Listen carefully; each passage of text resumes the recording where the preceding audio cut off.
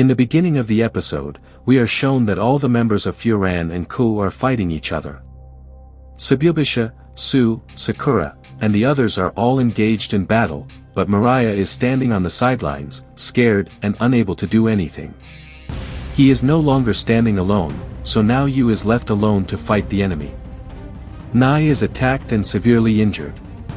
Su and Sakura are both shocked, but they can't help him because they are busy fighting others. The enemy then brings out an iron rod to finish Nai off. At this point, we are shown a flashback revealing how things came to this point. The scene shifts to when everyone was arriving at Ku's base. Nurai is informing the team that Ku is a small team with a skeleton dragon logo. Nurai says he doesn't know much about how the team was formed, but he has heard they are involved in many criminal activities. Suda Sakura says that if they are truly criminals, it makes him even angrier. He says it doesn't matter who the enemy is, they just have to get Nagato back. Anze is very grateful and thanks everyone for their help. However, he warns them to be careful, saying Ku's members are ruthless and use weapons like bats and planks without hesitation. In the next scene, they finally reach Ku's base, but the door is locked. Sakura asks how they can get inside, and just then, Nurai's phone keeps buzzing with notifications. Sakura gets annoyed and asks about the noise. Before Nurai can answer, Tsubisho tries to open the gate. Nurai doubts it will work, but Tsubisho kicks the lock and manages to open it, impressing everyone. As they enter, Ku's members welcome them mockingly. One man tells Nagato that his friends have come to save him. Nagato is shown badly beaten, and seeing this, Anze gets angry and tries to rush in, but Sakura stops him. Anze asks why he's being stopped, and Sakura tells the enemy to hand over Nagato. The enemy refuses, saying Nagato still needs to be beaten more. Sakura warns them to hand him over peacefully, but they start mocking him. He says they are in the way and leaves them no choice. After defeating them, they'll take Nagato back. The enemy leader mocks them, saying they look like heroes, and that they'll have to fight. More Ku members arrive and surround the entire Furin team. Some Furin members are scared, thinking the enemy would be fewer. However, Mitsuki and Tiga confidently say they can handle them. Sakura tells the scared members to step back, saying they aren't needed and that he'll handle them himself. This inspires the rest to regain their courage and declare they are strong enough to win. They all prepare for battle. As the fight begins, everyone is fighting well. Shu, Tsubisho, Mitsuki, Tiga, and Sakura are especially impressive. A Ku member comments on how strong these five are. Sakura urges Anze to move forward, and he does. The rest clear a path for Anze and Sakura to reach Nagato. Nagato, barely conscious, sees Anze approaching and is shocked. Sakura stays on the lower path while Anze goes up the stairs to rescue Nagato, but Ku members block his way. Anze fights back, landing punches, but his opponent dodges and counters with a strong kick, knocking Anze unconscious and down the stairs. Sakura tries to help Anze, but a man attacks him with an iron rod. Sakura dodges, but four more strong opponents arrive and reach Shu, Tsubisho, Mitsuki, and Tiga.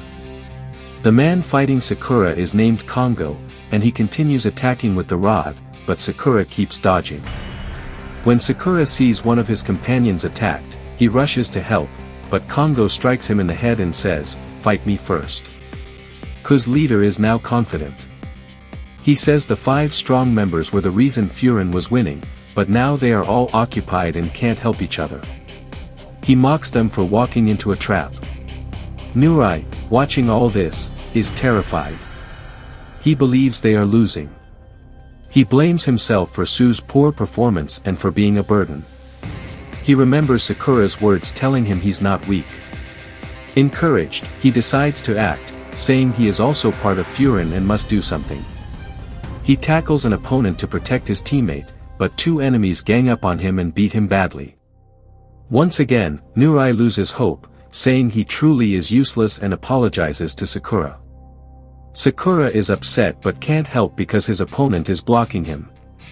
A man raises a rod to hit Nurai again, but suddenly, the gate flies open and hits the attacker. Everyone is shocked. The one who kicked the gate open is revealed to be Kajji, a second-year student, who has arrived with two friends to save them. Kajji says to Nurai that he's glad they made it in time. The crew members are terrified, recognizing Kajji as the guy who doesn't stop until his enemies are completely defeated. The crew leader asks if Kajji has come to provide backup and tries to dismiss the situation, saying it doesn't concern Furin. Some Furin members begin to agree, but Kajji responds angrily, saying they've come to deal with the whole situation.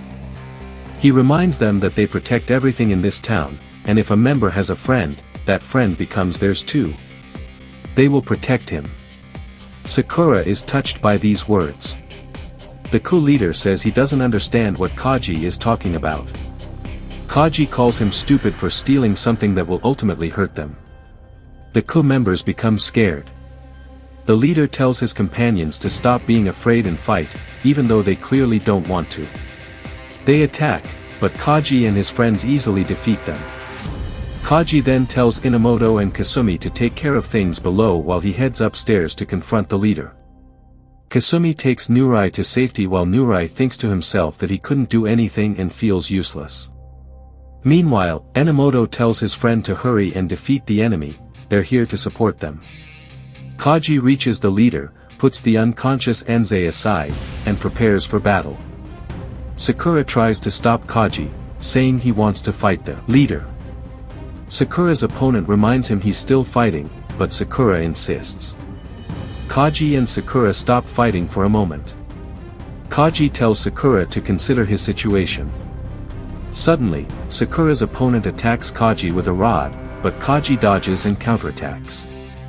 The opponent becomes scared and backs off, wondering who Kajji really is. Kajji tells him to be quiet because he wants to talk to Sakura. He scolds Sakura, saying he's too focused on fighting the leader while failing to protect weaker teammates. Kajji says Sakura should be ashamed to call himself a captain when he can't even help others. He then tells Sakura he'll punch the leader for him and leaves. Sakura says he wanted to punch the leader's nose 10 times, and Kajji replies that he'll take care of it. Sakura's opponent feels relieved he no longer has to fight Kajji.